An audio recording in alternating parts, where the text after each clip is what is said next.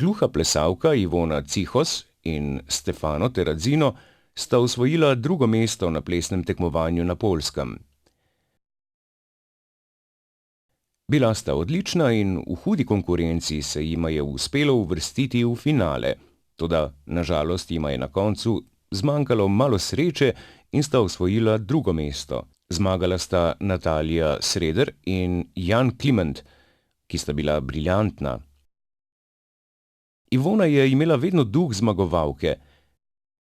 Verjela je, da v življenju ni omejitev in da je potrebno sanjati. Če imaš sanje in verjameš vanje, ni omejitev in s trdim delom je možno doseči vse. Njeno trdo delo pa je bilo nagrajeno in sedaj ima tudi veliko oboževalcev, katerim je vzor. Prisotnost Ivone Cihos v finalu Ples z zvezdami je dokaz, da družba postaja vedno bolj odprta in strpna. Hvala vsem za izjemno podporo v zadnjih 3 mesecih, je dejala Ivona. Prejela sem veliko lepih pisem. Vsakič, ko sem jih brala, mi je postalo toplo pri srcu.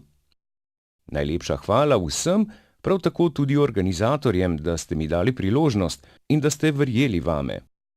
Meseca maja je na Malti potekala skupščina Evropske zveze gluhih.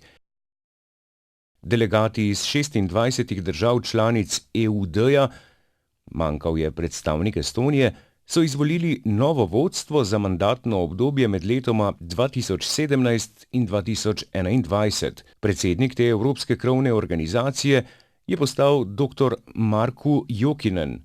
Podpredsednik EUD-ja je postal dr. György Tapolcaj, sicer poslanec madžarskega parlamenta. Zveza društev gluhih in naglušnih Slovenije jima čestita za izvolitev ter jima želi uspešno mandatno obdobje. Joel Barish, svetovni gluhi popotnik, je bil v življenju večkrat priča različnim običajem in tradicijam različnih kultur po svetu. K sreči pa vse svoje dogodivščine pridno fotografira in tako lahko tudi mi uzremo delček tega zanimivega življenja preko njegovih fotografij. Za Joela gluhota ni ovira, ampak dodatna motivacija pri iskanju lepega v državah in kulturah po svetu. Joel je obiskal že Severno Ameriko, Južno Ameriko, Azijo, Avstralijo ter Karibske otoke.